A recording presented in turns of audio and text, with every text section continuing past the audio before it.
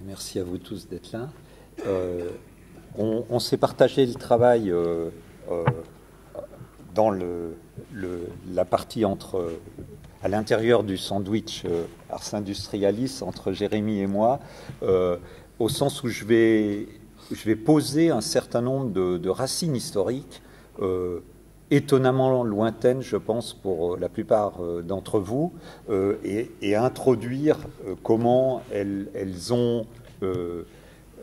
expliquent un peu la forme particulière qu'a pris l'irruption progressive à partir des années 80 d'un projet de mise en capacitation en capacité des êtres humains à travers leur appropriation de la production et de l'usage des logiciels dans le modèle des logiciels libres, et puis de processus similaires dans de tas d'autres champs. Et en fait, c'est pour moi le but de le situer dans ces racines lointaines, c'est d'abord avant tout de faire un pont avec les thèmes fondateurs d'Ars Industrialis, parce que ces racines lointaines sont celles de l'ère industrielle, et puis aussi peut-être de comprendre les défis particuliers qu'on rencontre lorsqu'on veut appliquer le modèle des logiciels libres à des champs divers qui n'ont pas les mêmes propriétés que celui de la production du logiciel. Alors, la partie historique lointaine, elle se situe entre 1832 et 1842. Hein, donc, on est à l'apogée d'intensité de la révolution industrielle, des premiers déploiements des chemins de fer, le vrai modèle des manufactures qui n'avait été qu'imaginé avant. Et en 1832, un philosophe, économiste et ingénieur anglais qui s'appelait Charles Babbage, qui est surtout connu des historiens de l'informatique aujourd'hui, écrit un livre qui s'appelle On the Economy of Machinery and Manufactures, et c'est traduit en français dès l'année suivante, c'est traduit dans toute l'Europe. Comment l'ouvrage commence dans sa première préface, c'est dit, cet ouvrage peut être considéré comme un des résultats déjà produits par la machine à calculer dont la construction m'occupe depuis si longtemps. Alors c'est une phrase fantastique puisqu'il ne l'a jamais construite, hein, cette machine à calculer, mais néanmoins il considère ce qu'il va dire de l'industrie et des manufactures comme un produit du projet de la construire. Fortement occupé de ce travail pendant ces 10 dernières années, je jugeais utile de visiter un nombre considérable d'ateliers et de manufactures en Angleterre et sur le continent, afin de me familiariser avec les ressources variées de la mécanique pratique, parce qu'il voulait faire une machine mécanique à calculer. Et cet examen me conduisit insensiblement à appliquer aux différents objets qui se présentaient à mes yeux les principes de généralisation auxquels mon esprit s'était habitué depuis longtemps par la nature de ses recherches habituelles. Alors, de quoi part Babbage ? Il part de l'idée de la division du travail. Et je vous révélerai pourquoi plus tard, parce qu'il a rencontré cette idée de la division du travail dans le domaine du calcul. Et c'est ce qui est très surprenant pour cette époque, mais du coup il s'intéresse à comment elle s'effectue dans l'industrie elle-même. Il part d'abord de ce qu'Adam Smith lui-même a dit, c'est lui le père de l'expression division du travail, alors on a surtout retenu le modèle de la manufacture d'épingles, qui est en fait un modèle très incomplet de division du travail, mais Babbage quand même cite les mots d'Adam Smith en fait pour les critiquer. Et il dit, ces mots sont l'augmentation de la quantité d'ouvrages qu'un nombre donné d'individus peut exécuter par suite de la division du travail tient à 3 circonstances différentes qui sont le perfectionnement de l'habileté de chaque ouvrier individuellement, hein, parce qu'il fait toujours la même chose, l'économie du temps qui est ordinairement perdu en passant d'un genre d'ouvrage à un autre, l'invention d'un grand nombre de machines qui facilitent le travail, qui l'abrègent et rendent un seul homme capable de faire l'ouvrage de plusieurs ouvriers. Hein. Donc on spécialise, on évite de perdre du temps à ce que de perdre le temps précieux qu'on paye pour que les ouvriers passent d'un ouvrage à l'autre. Et puis on peut faciliter, bien puisqu'on a bien divisé les choses en morceaux, on peut construire des machines spécifiques pour augmenter la productivité. Et que dit Babbage? Là maintenant c'est lui qui parle. Que ce soit là des causes d'une grande importance et dont chacune a son influence particulière sur le résultat, cependant, je crois qu'on expliquerait imparfaitement la liaison qui existe entre l'économie des produits manufacturés et la division des travails si l'on omettait le principe suivant. En divisant l'ouvrage en plusieurs opérations distinctes, dont chacune demande différents degrés d'adresse et de force, le maître manufacturier peut il dit peut-il, mais c'est une drôle de traduction, peut se procurer exactement la quantité précise d'adresse et de force nécessaires pour chaque opération, tandis que si l'ouvrage entier devait être exécuté par un seul ouvrier, cet ouvrier devrait avoir à la fois assez d'adresse pour exécuter les opérations les plus délicates et assez de force pour exécuter les opérations les plus pénibles. Et Babbage, à partir de cette analyse, il va et de l'abstraction dont il a parlé au début, il va analyser la production comme un processus décomposé en tâches dont chacune peut être effectuée par des machines ou par des ouvriers dotés des capacités adéquates, c'est-à-dire minimales, hein, c'est-à-dire les capacités les moins chères à acquérir ou à constituer. Et la conception du travail manufacturier consistant à ce moment-là en l'optimisation de cette affectation des tâches. Donc ce modèle, il n'est pas très étonnant qu'il ait produit de la prolétarisation ou de la dépossession des savoir-faire, en particulier par la parcellarisation de ces savoir-faire et aussi par le fait que c'est de l'extérieur qu'ils sont optimisés. Alors, ce modèle, quand on l'isole, on pourrait croire qu'il vient de l'analyse de la manufacture, mais pas du tout. Il vient de l'analyse des opérations du calcul. Et ça vient... alors, je suis désolé pour Bernard et Alain, parce que, comme peut-être quelques-uns d'entre vous, ils m'ont entendu parler de ça il y a plus de 20 ans. Mais ce modèle vient d'un travail qui avait eu lieu pendant la Révolution française, au moment où la France a décidé de montrer la supériorité de son modèle philosophique par le système métrique, en recalculant toutes les tables logarithmiques et trigonométriques avec les unités du système métrique. Et la Convention a chargé un monsieur qui s'appelait de Prony, mais on l'a appelé juste Prony parce qu'à l'époque, les particules étaient peu prisées. Voici comment, 50 années plus tard, un historien raconte ce qu'a fait de Prony. Prony eut l'idée de mettre en application le principe de la division du travail qu'un ouvrage d'Adam Smith avait rendu célèbre. Il divisa les calculateurs en 3 sections. La première section, composée de 5 ou 6 géomètres, s'occupait de la partie purement analytique et du calcul de quelques nombres fondamentaux. La deuxième section contenait 7 ou 8 calculateurs possédant l'analyse et ayant une grande pratique de la traduction des formules en nombres. Ils étaient employés à déduire des formules générales, les nombres et les différences formant les points de départ et d'arrivée des intervalles, puis à vérifier les cahiers remis par la 3e section.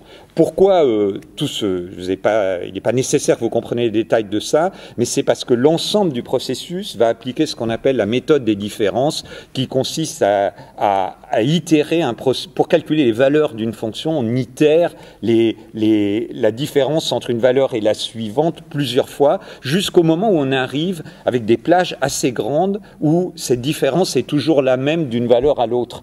Et donc ça leur permettait de réduire, de ne calculer qu'un nombre sur 1000, et puis entre les deux, de faire faire calculer tout à des gens qui ne savaient faire que des additions. Et ils se sont rendus compte dans ce processus qu'ils pouvaient ramasser l'équivalent de l'époque des SDF d'aujourd'hui, et que parmi eux, bien sûr, notamment dans le quartier latin, mais il y en avait qui étaient particulièrement habiles à faire des additions de façon répétitive sans erreur, plus que les mathématiciens qualifiés. Ce serait plus vrai aujourd'hui. Hein? Ce serait plus vrai aujourd'hui. Oui, évidemment, aujourd'hui, on a substitué, comme vous allez le voir dans la suite, l'activité d'addition est effectuée par d'autres moyens.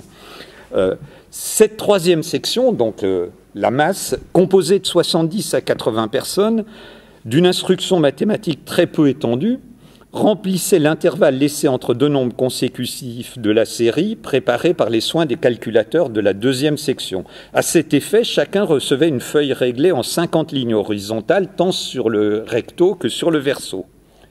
Et il rajoute ceci, qui est assez fabuleux quand on y pense. Le travail de chaque section se faisait en double, par des formules différentes dans les deux premières sections, et sans aucune communication pendant la durée du calcul, en sorte qu'on pouvait considérer l'ensemble des calculateurs comme composé de deux divisions, dont chacune était séparément occupée à faire le même travail que l'autre.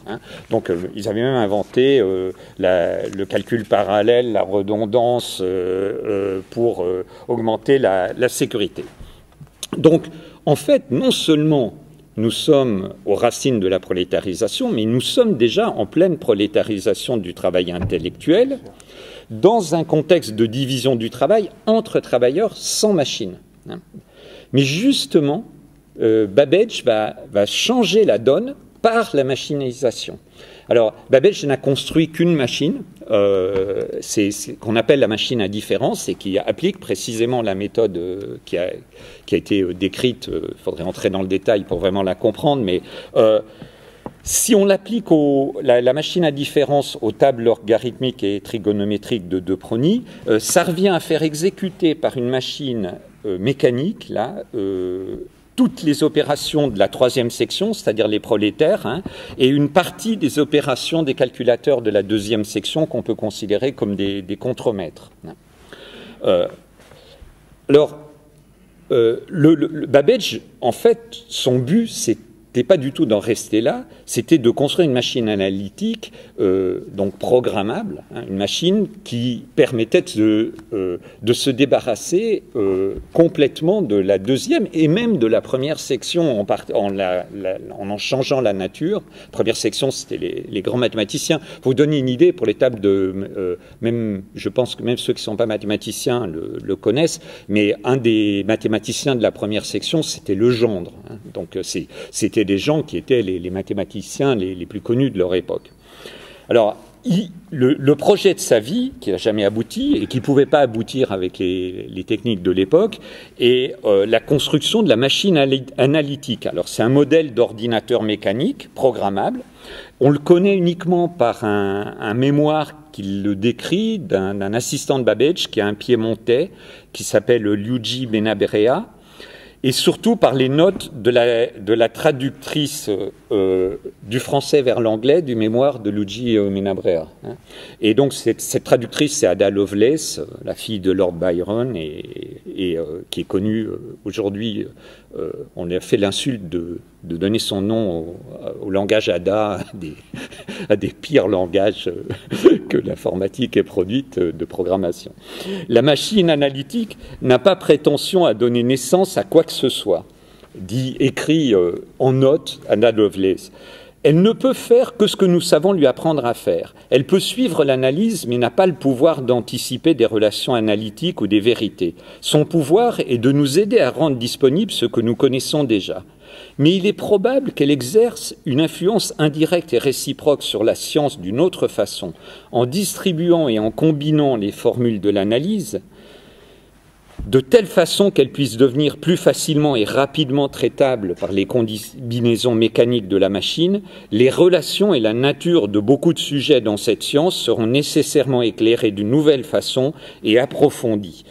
Et elle conclut, il y a dans toute extension des pouvoirs humains ou toute addition au savoir humain divers effets collatéraux au-delà du principal effet atteint.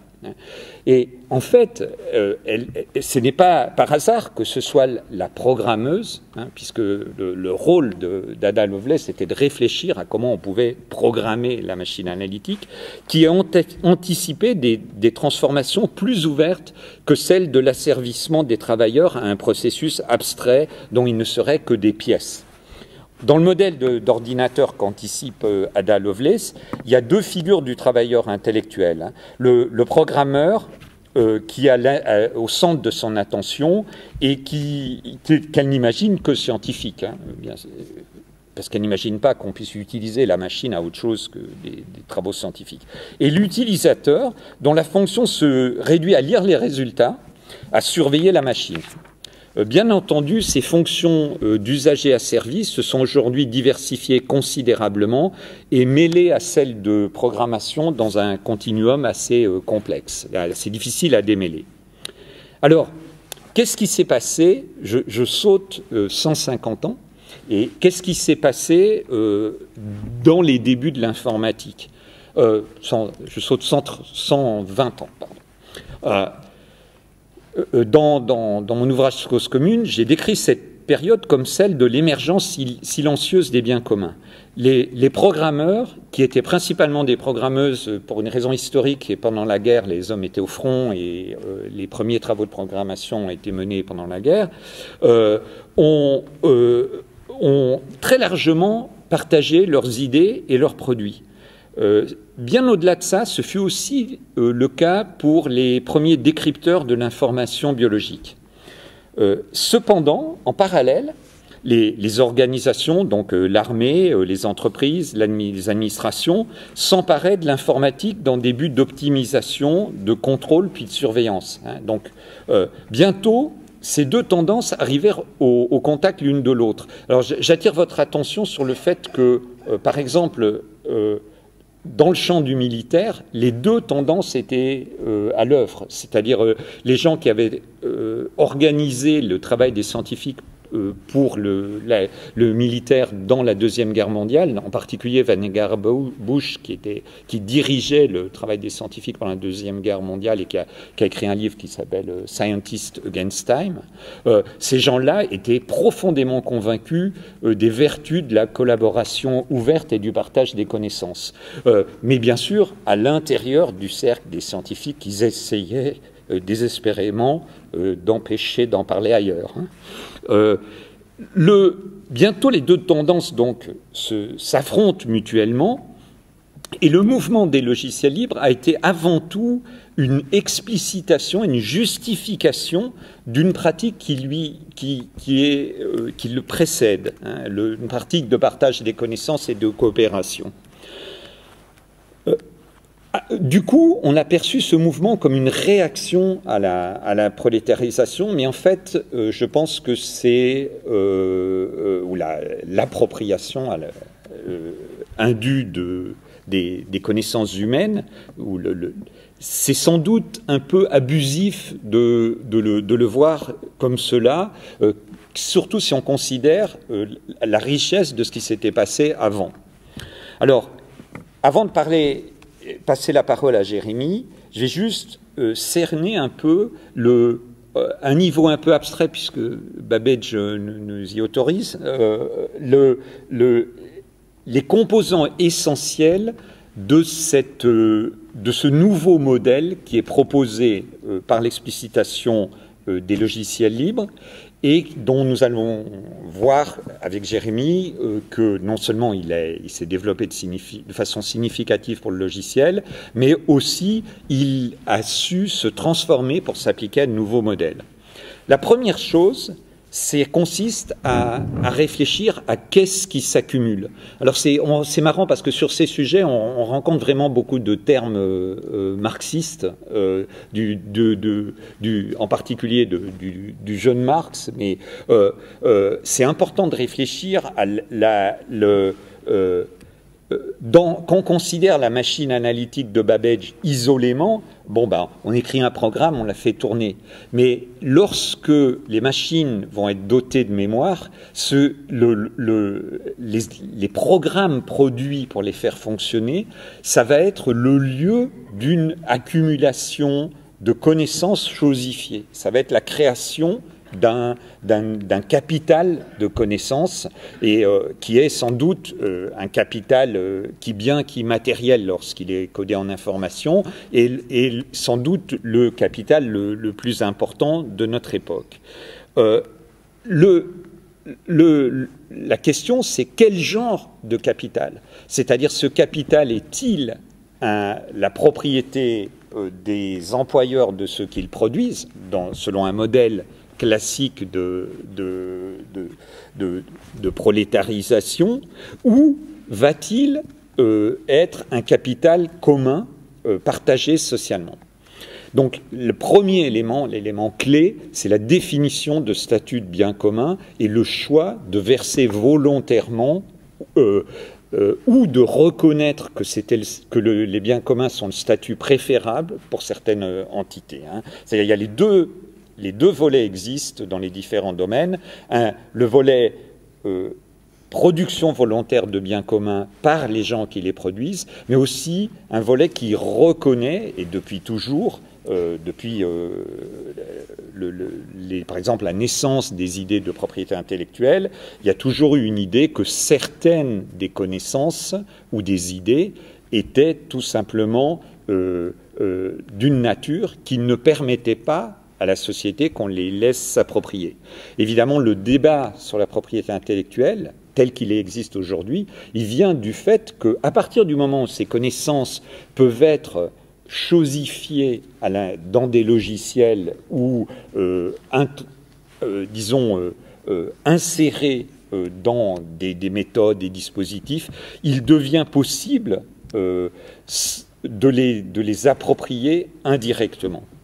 Donc le premier fondement, c'est reconnaître la valeur des statuts de biens communs, donc décider et rendre possible pour les producteurs de connaissances d'accumuler ensemble ce qu'ils produisent, ce qui évidemment est constitutif de la production d'un immense milieu associé.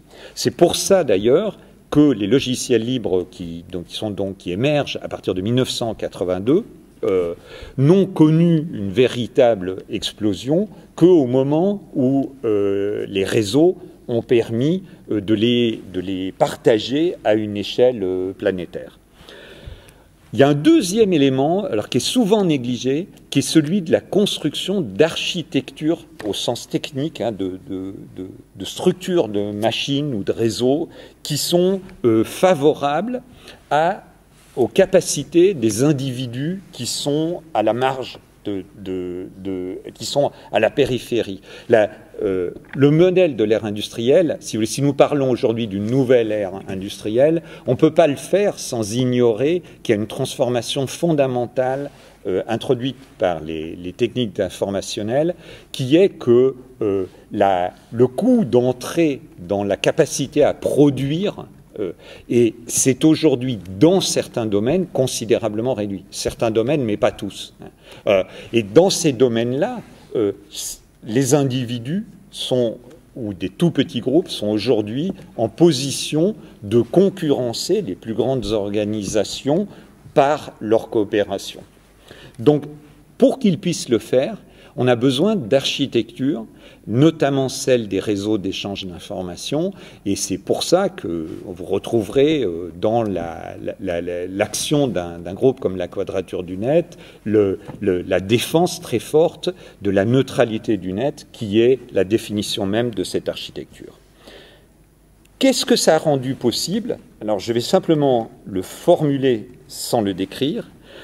D'abord, ça a rendu possible une nouvelle relation entre le commun et l'individuel. Elle a été décrite par Clay Shirky, un analyste américain particulièrement. Et Clay Shirky commence tous ses exposés par la formule « Welcome to my cult ». Alors, c'est pas mon genre, mais disons, dans le culte qui nous réunit ici, on appellerait ça l'individuation psychique et individuelle et collective. La deuxième chose que ça rend possible, c'est, et qui est souvent mal comprise, c'est une séparation entre les formes d'organisation de projet et les droits et capacités des individus. C'est-à-dire le livre d'Éric Rémond qui s'appelle La cathédrale et le bazar a fait beaucoup de mal à la compréhension des logiciels libres parce qu'il a fait croire que pour produire des biens communs comme les logiciels libres, il fallait avoir une organisation anarchique distribuée. Bon, ça correspond strictement pas à la réalité d'un très grand nombre de projets de logiciels libres. Et en fait, ce qu'il y a le plus important à comprendre dans les effets de l'existence d'un statut de bien commun, c'est justement qu'on peut avoir des organisations, y compris dans ce qu'elles ont de hiérarchique, qui sont compatibles avec les libertés et les capacités des gens qui les composent. C'est-à-dire, très concrètement, ce que ça veut dire, c'est qu'on peut avoir un projet tout à fait pyramidal où il y a un dictateur bienveillant et quelques gens qui prennent les décisions autour de lui sur l'orientation du projet et une foule de contributeurs. Apparemment, ça ressemble au modèle des 3 sections de Babbage, mais la différence, c'est que quand il y a quelqu'un n'importe où dans cette pyramide qui n'est pas content, il part avec tout ce qui existait avant et il peut le continuer dans un autre cadre. Et ça se passe rarement, mais le fait que ça puisse se passer joue un rôle fondamental. Donc je m'arrête là et je passe la parole à Jérémy qui va vous ramener dans le concret, si je m'en étais trop écarté, et surtout dans le présent et le futur proche.